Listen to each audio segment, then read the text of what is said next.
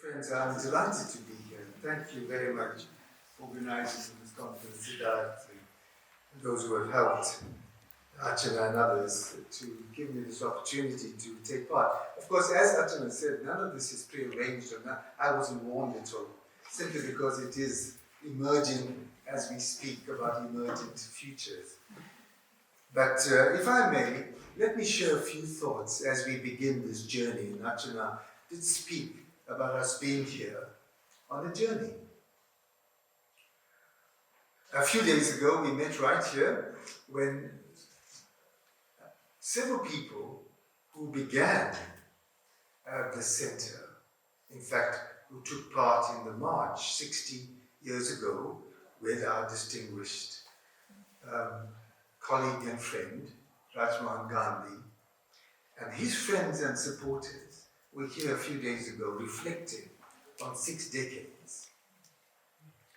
And they talked about what motivated them, what planted the seed in their hearts to make a difference to India, the new independent India, and how that consumed their passion and their thoughts at the time and started the center that we enjoy today.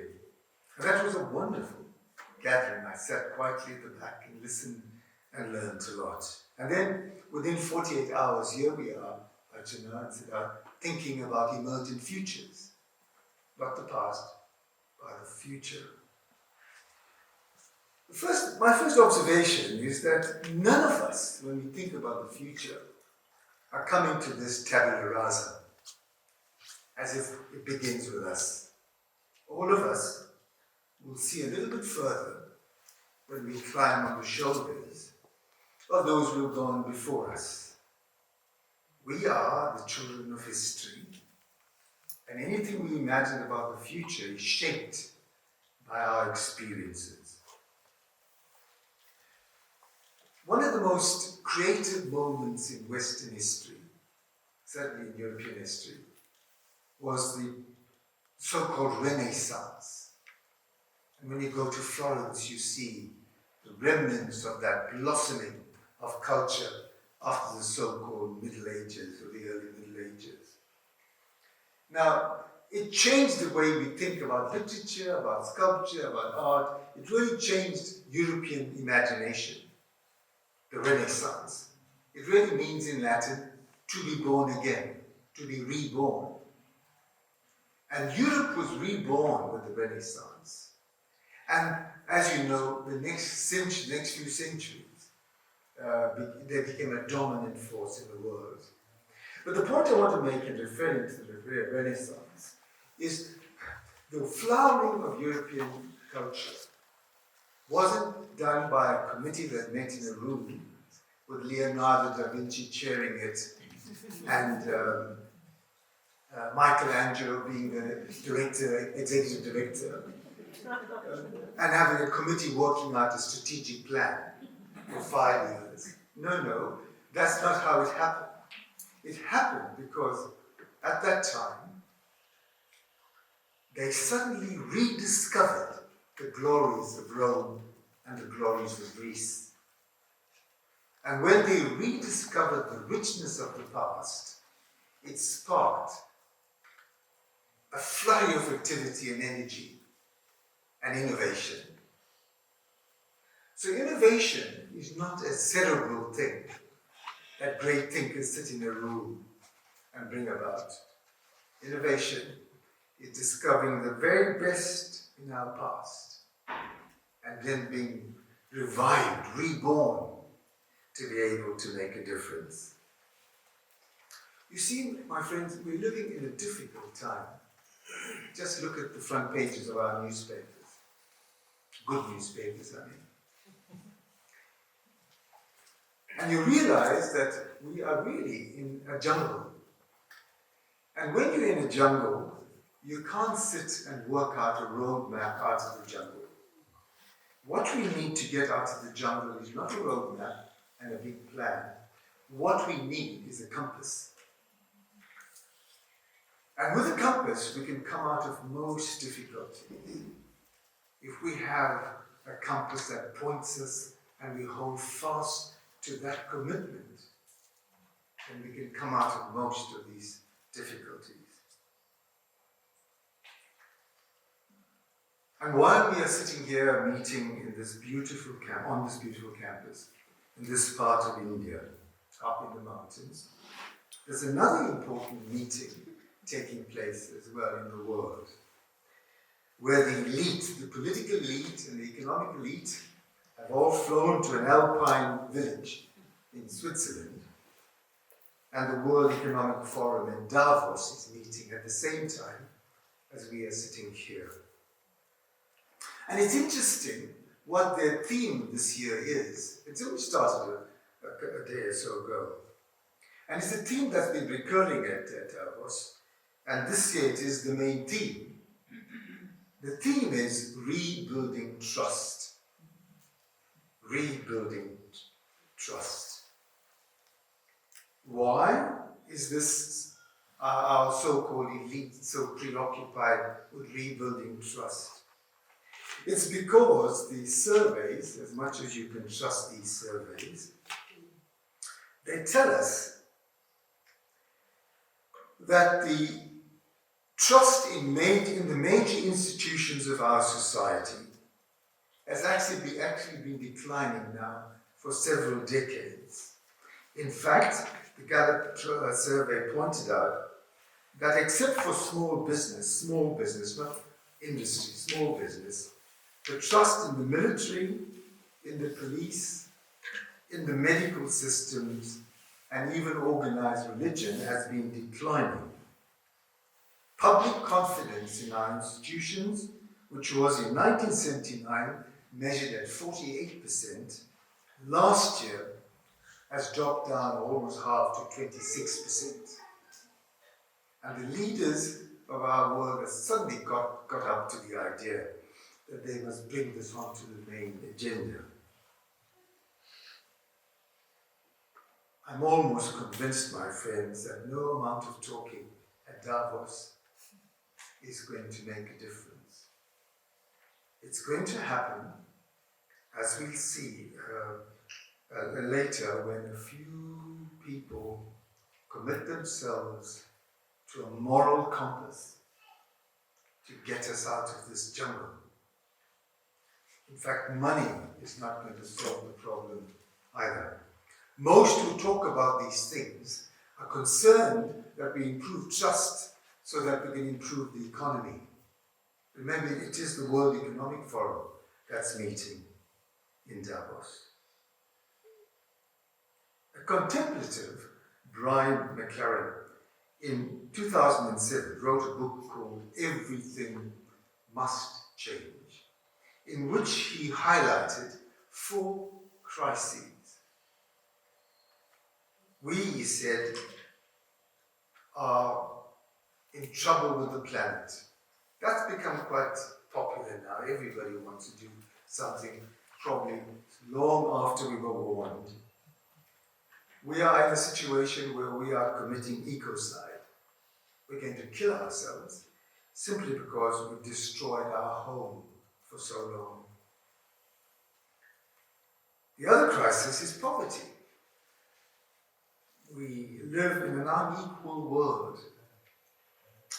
1% of the world's population owns 50% of the world's resources.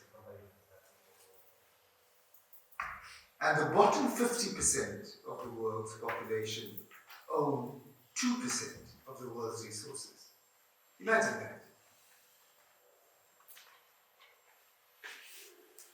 Now, it's not just the case in Europe. 1% of the Indian population own 40.5% of India's wealth. So it's just not a Western problem. It's a global problem. And the third crisis follows from the second. If we have such inequality, we're going to have war. We're going to struggle to restore peace. And the inequalities and the divides, the fracturing of our society will happen. It has to happen because of this inequality and the divides we see in our time all over the world.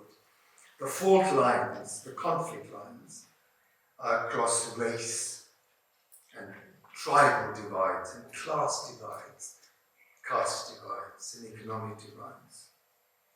And the fourth crisis, he said, was how religion has become sidelined. We are silent and sometimes guilty bystanders, said Thomas Merton, the contemplative. And that has given a boost to a kind of secularized mentality that says, therefore get rid of it, get rid of religion. Well, I think that's very short-sighted and foolish. Because if we did, we'd be cutting the branch on which we sit. How to plumb the depths of our lives and our cultures and restore the wisdom of the ages, the wisdom of the holy books, is our task in this generation.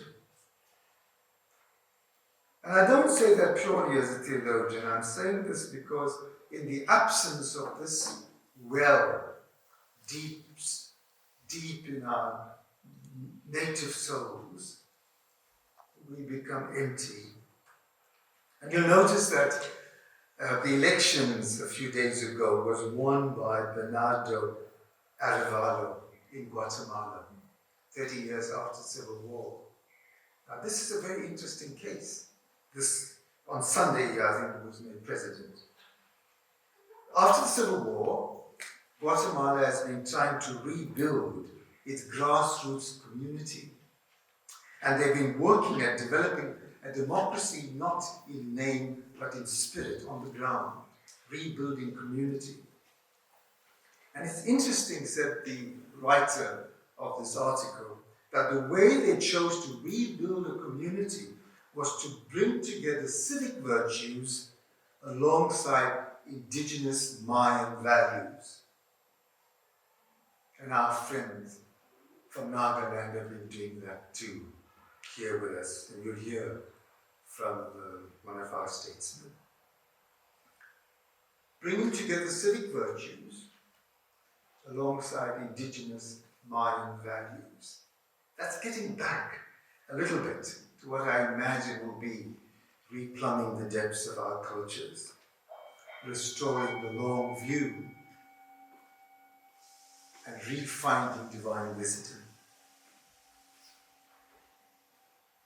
2 or 3 more observations, if I may. The other is what Pierre Giorgini, my colleague who headed the Catholic University of Lille. Pierre Giorgini and I were friends, and I was Vice Chancellor in England. He was in Lille, and we talked about things. He was impressed by our creative campus, and he went and experimented with this creative campus idea. And he came up with a methodology to foster innovation and to foster lateral thinking.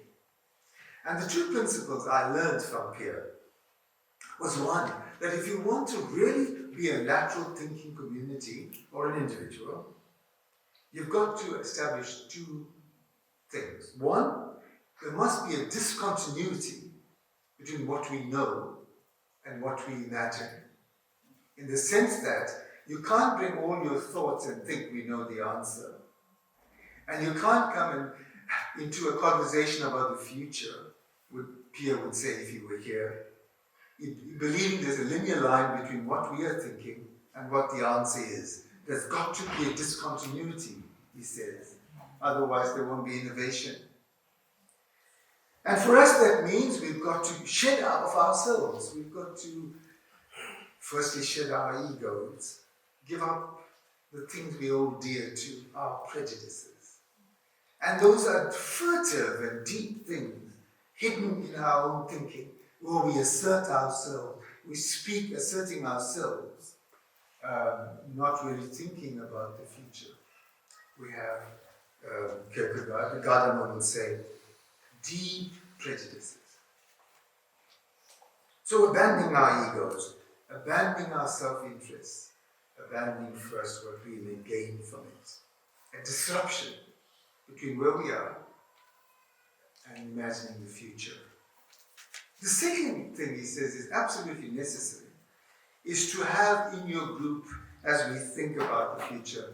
Unlikely partners, the people we don't meet at work, the people we don't meet and talk to at dinner in our homes, unlikely partners. And we adapted this idea when we did curriculum design at the university. You know, you get a group of historians to develop the curriculum, and you get all these historians in a room working out the curriculum. But what we don't have, let's take social work for instance, what we don't have in the room are people who are doing social work. We don't have, say, the chaplain of the local prison. We don't have people who are actually in the world sitting with us so that we have unlikely partners thinking about the future. And we thought that we can't have proper curriculum design if we're not talking to a range of people. Otherwise, we create an echo chamber. And when you have an echo chamber, we just hear ourselves. And we write ourselves in larger script.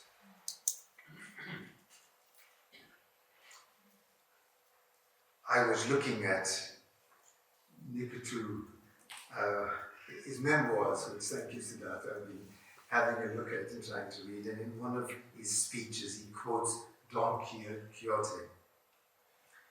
Don Quixote said that there's various definitions of madness. But the maddest of all things is to see life only as it is, not as it could be. The maddest of all things is to see life only as it is, and not as it could be. That's madness, Don Quixote. And this reminded me of Marx. Karl Marx wrote that in those important, not a long chapter, those important theses on Feuerbach. And Marx said in the final of those theses, Marx said that the task of philosophy is not merely to explain the world, but to change it.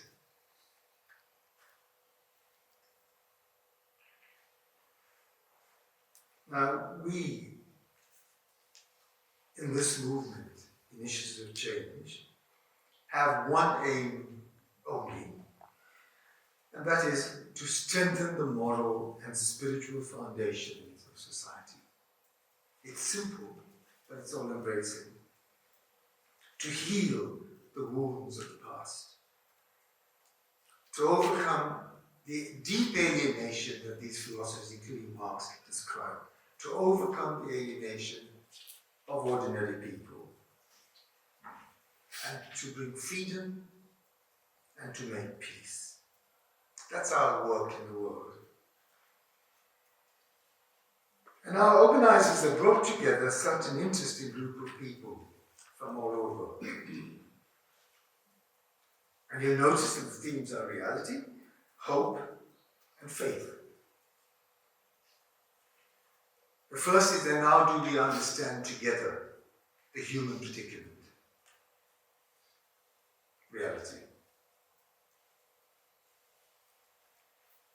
How can we sleep with a clear conscience?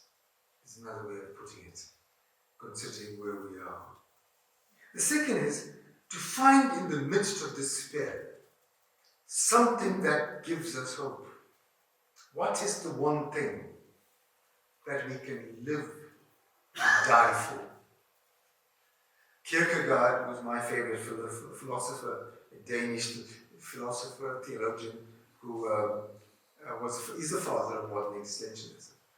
50 or 60 years before we had Camus and Sartre and so on.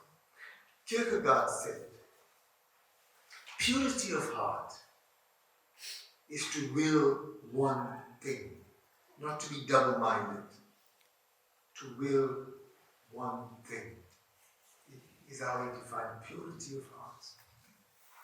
And my friends, we have a wonderful opportunity in this journey over these few days to find what is that will fill our lives with purpose, enough to die for.